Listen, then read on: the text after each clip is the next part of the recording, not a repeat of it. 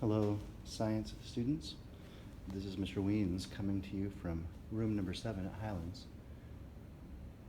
This video is going to be over modeling seasons.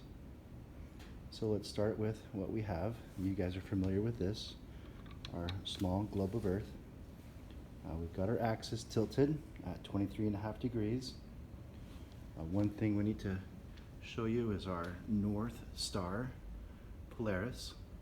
It's along the north wall of my classroom. To model the sun, we're going to be using a light bulb and lamp. The reason why we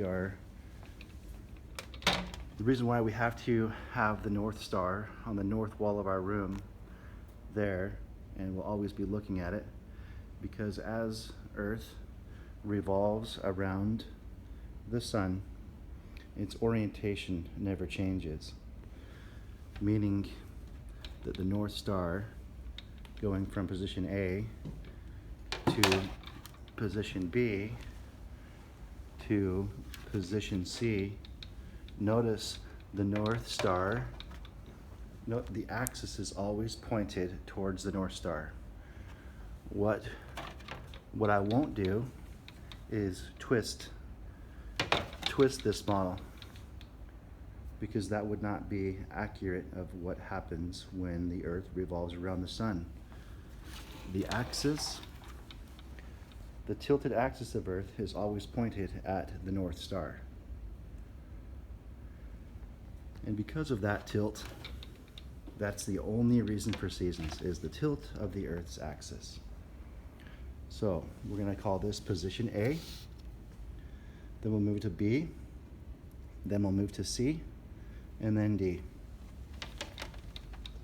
Position A. The northern hemisphere is tilted towards the sun. Northern hemisphere is having summer. The southern hemisphere is having winter.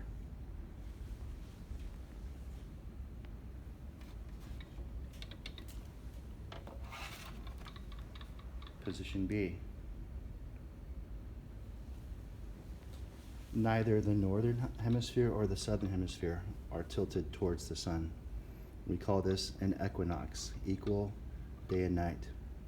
The northern hemisphere and the southern hemisphere are getting equal amounts of light. So this would be the fall equinox.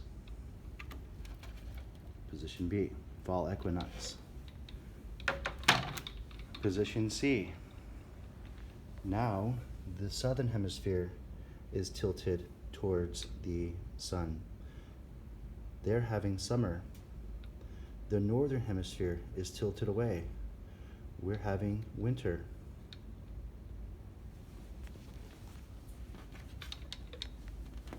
Notice I'm not changing the direction of the tilted axis.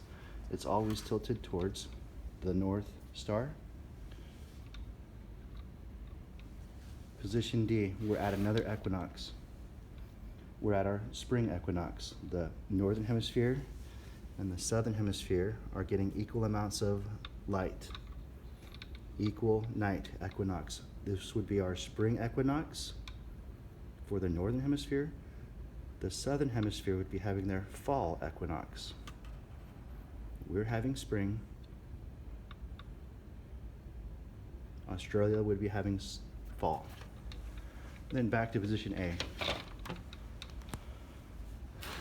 Back to position A. Notice I tried to keep the distance from the Earth to the sun the same at all 4 positions, because distance is not a reason for seasons. It is simply the tilt of Earth's axis as it revolves around the sun.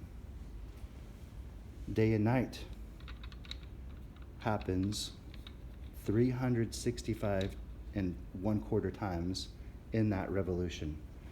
Remember, rotation is what gives us day and night. When we're on the half facing the sun, we are experiencing day. When we've rotated to the side of Earth away from the sun, we're experiencing night. Rotation causes day and night. Revolution causes seasons, revolution, and the tilt of Earth's axis.